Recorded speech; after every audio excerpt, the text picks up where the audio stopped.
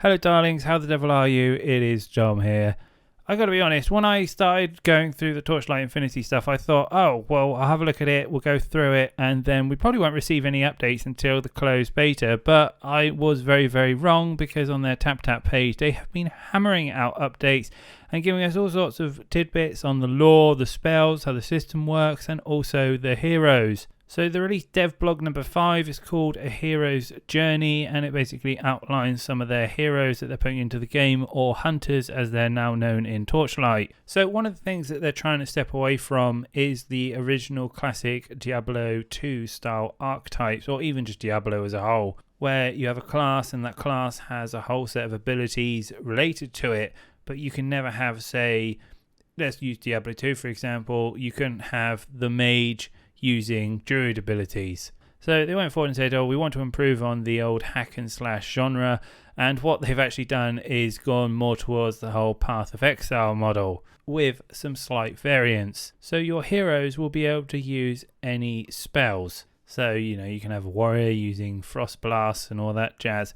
What makes each of the heroes different though is something called hero traits. So of the heroes that we know about so far, these are some of the hero abilities that you can expect to see. So there's Frostfire Genma, who is basically a powerhouse of a mage, and she gets something called Fusion Form that allows her to use both fire and ice power simultaneously. So I presume that means for the other classes that they can only use one power type at a time. But honestly, that's just speculation, and I've had a look through the trailers and I really can't pull anything apart, because even from her demo footage, it looked like she was only using one type of ability at any given time. But aside that, anyway, the next one is Yuga the Witness. So he's this techno mage that's been asleep for 200 years, and with the whole shenanigans going on, he wakes up. He gets this pretty cool ability that allows him to create a temporal clone of himself, and the clone has all the abilities that you do. So you can essentially duplicate all of your damage that you're doing at any given time. I don't know if this is AI controlled. Given the fact that this is going to be on mobile, I'm guessing it's just going to follow you around and fires your abilities, or maybe it will fire when you press the fire button, but certainly an interesting one for sure.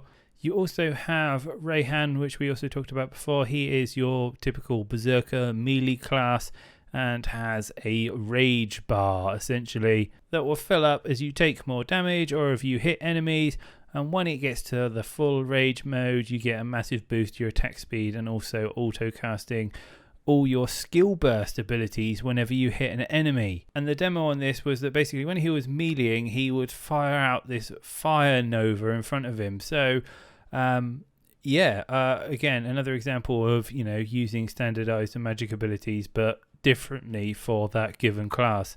But he does look like he could be a fan favorite for me. I do like big chunky armored muscle guys with giant weapons running around just smashing through everything. So this could definitely be a pickup for me and any other fans of the warrior class.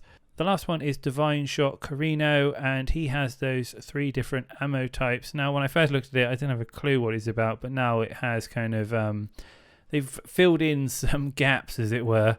So he has something called Special Ammo, and basically when you load it into your gun, you give your weapon the ability to have magical effects and do extra damage.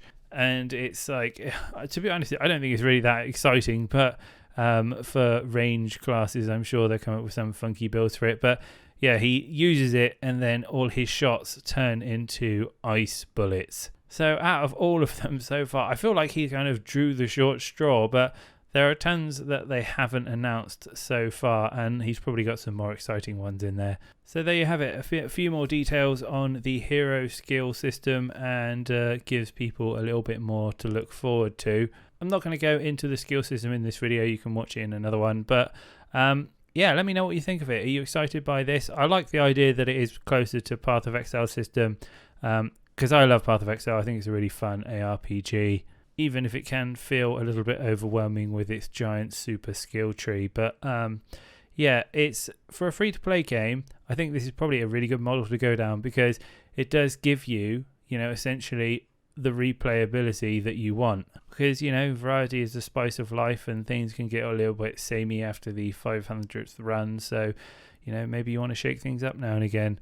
But yeah, I'll be back with more news and bits and pieces soon. Yeah, I hope you have a great week, everyone, and I'll talk to you all later.